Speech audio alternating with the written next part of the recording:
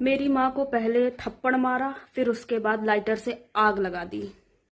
यह बयान एक मासूम 7 साल के बच्चे का है।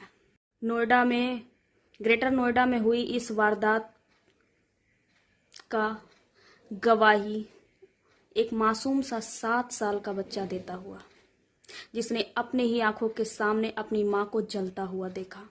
अभी मनीषा हत्याकांड खत्म भी नहीं हुआ था, तब से एक और मामला आता है, एक और बच्ची के साथ दहेज की भेंट चढ़ती हुई एक महिला।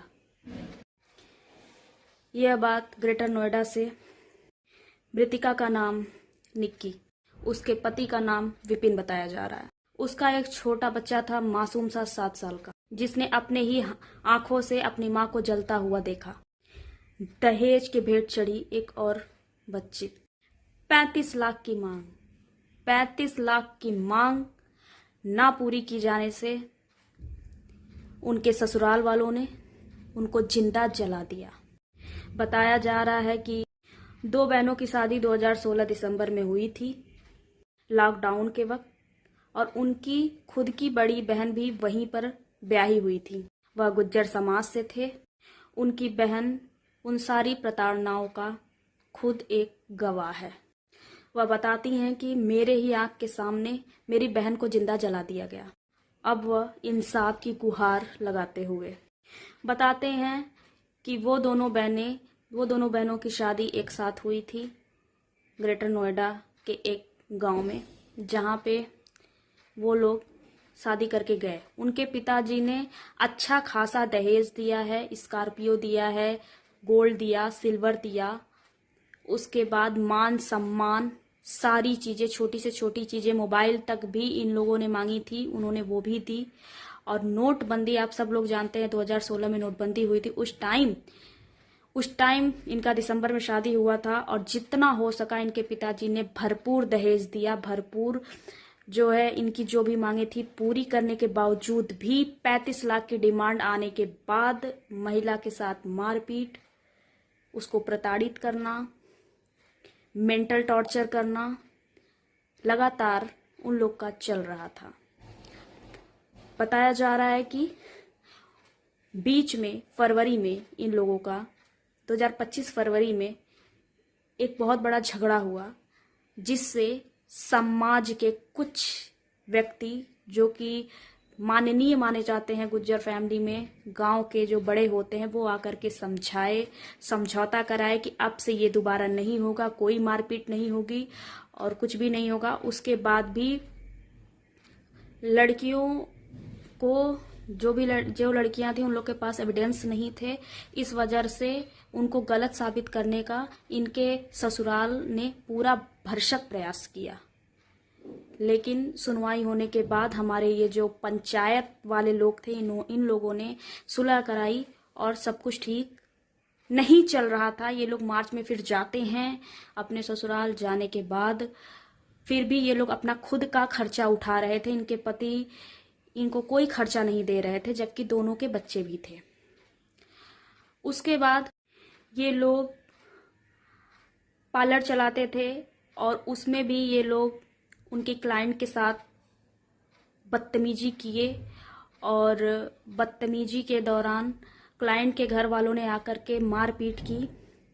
लेकिन इनकी सास का ये कहना है कि तुम लोग, एक शब्द होता है जिसको खसम बोलते हैं, अपने खसमों से उनको पिटवा दी, ऐसा उनकी सास का कहना था। जबकि भाई कोई भी अगर हमारा क्लाइंट है तो उससे आप बदतमीजी करोगे तो उसके घर वाले आकर के आपको पीटेंगे, जाहिर सी बात है, क्योंकि आप गलत हैं। उसके बाद भी इन लोगों के ऊपर ही आरोप लगा।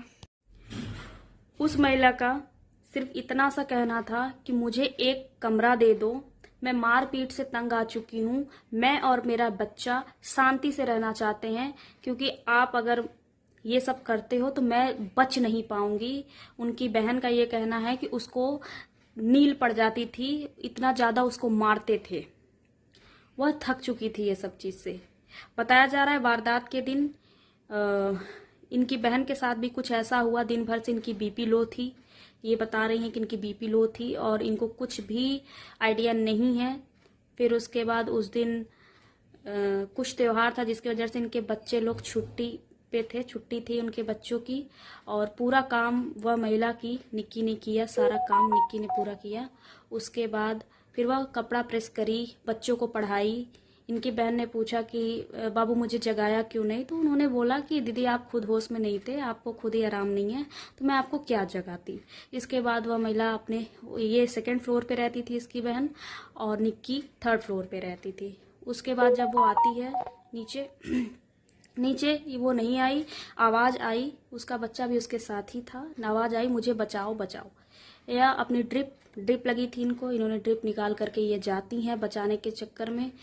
तब तक उस महिला का शरीर के सारे कपड़े जल चुके थे, बॉडी बर्न होना शुरू हो गई थी पूरी, और वह महिला चिल्लाते चिल्लाते सीढ़ी पर से नीचे उतरती है। एविडेंस के लिए इनकी बहन ने वीडियो बनाई ताकि फिर से ये लोग अपनी सच्चाई छुपा ना पाए।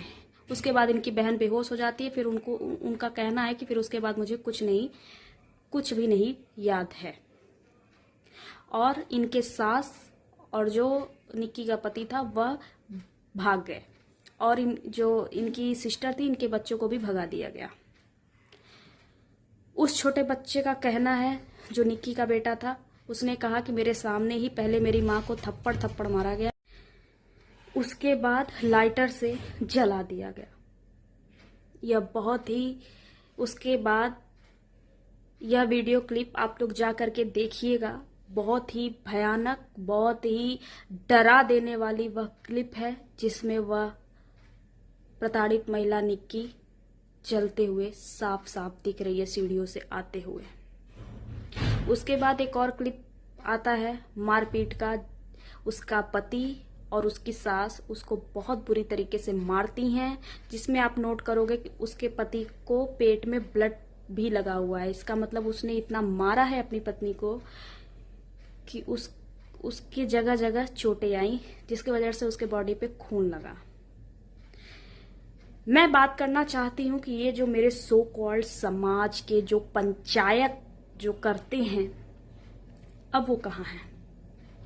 कहाँ है वो आते क्यों नहीं है जिन्होंने ये आश्वासन दिया था कि बेटा इसके बाद से कुछ नहीं होगा। रोका जाता है महिलाओं को कि प्रताड़ना सहती रहो। उसके बाद जब ज्यादा बात आगे बढ़ जाती है तो हमारे सो कॉल्ड पंचायत के लोग आते हैं और वो भी ये बोलते हैं कि हाँ सब कुछ ठीक हो जाएगा, आप जाओ। क्या समाज तुम क्या कर रहे हो? ऐसी कितनी लड़कियां समाज के हत्थे चढ़ चुकी हैं, दहेज के हत्थे चढ़ चुकी हैं, और तुम लोग अपना इज्जत, जाति, मान सम्मान बनाए रखो। आज निक्की हमारे साथ जिंदा होती, जब उसके साथ पहले ये सब चीजें हो रही थी, तुरंत जाकर के पुलिस में जाकर के रिपोर्ट दर्ज कराती। इन लोगों के खिलाफ तुरंत मुकदमा करना चाहिए था, तब इन लोगों का इतना मन नहीं बढ़ता। उसने बताया, जब उससे पूछा गया उसकी बहन से कि आप ये हिम्मत पहले क्यों नहीं की, तो बताती है कि अपने माँ से मैंने बताया था तो उन्होंने कहा था कि बेटा तुम औरत जात हो, पति के पीछे कितना भागोगी, वो 10 जगह जाएंगे। और वो बताती है कि उनके दोनों जो उनके लड़के थे, जो निक्की का पति था और जो उनकी बहन का पति था, दोनों निकम्मे थे, निठल्ले थे, कुछ नहीं करते थे। एक परचून की दुकान है, उनके ससुर चलाते हैं, और ये लोग सिर्फ लड़कीबाजी और देर से आना, ये सब चीजें उनकी चलती थी। अय्यास किस्म के थे। और अगर महिला पूछती है, उनकी पत्नी पूछती थी, तो उसको मारते पीटते थे, तुम क्या करोगी जानकर। तो इस पे इनकी माँ का कहना था कि पति को कौन रोक सकता है, उनको कितना ही रोक सकते हो, कहाँ कहाँ पीछे जाओगे। ये कोई एक तरीका नहीं होता है। मैं ये कहना चाहती हूँ पुरुष समाज से कि ड्रम का केस हुआ, हनीमून का केस हुआ, आप लोग इतना डर गए, और महिलाओं के साथ चली आ रही पुरानी कितनी पुरानी प्रथा में इन लोगों को मारा जा रहा है, दहेज के हत्थे चढ़ाया जा रहा है, तब आप लोग को ये क्यों नहीं दिखता है कि महिलाओं के साथ कितना बुरा हो रहा है। ऐसे पतियों को, ऐसे लड़कों को जिंदा जला देना चाहिए, जो जैसे क्राइम करते हैं उनको वैसे ही। हमेशा औरतें ही क्यों, क्यों? मैं उन सारे पेरेंट्स से ये कहना चाहती हूँ कि आप प्लीज अपना समाज मत देखो, आप अपनी लड़की देखो, आप अपना जाति मत देखो कि मैं गुज्जर समाज से हूं, मैं ये समाज से, मैं ठाकुर हूं, मैं पंडित हूं, मैं ये हूं, मैं वो हूं। हमारा नाक, हमारी मूछ मत करो। मर गई वो, कितनी बुरी मौत मरी है वो, और वो शायद आज नहीं मरी, वो 2016 दिसंबर के बाद से ही वो मर गई थी, जब उसके ऊपर वो सब चीजें चल रही थी। महिलाएं सेफ नहीं हैं और इस पे एक्शन होना चाहिए, नहीं तो ऐसे कितने लोग मारी जाएंगी।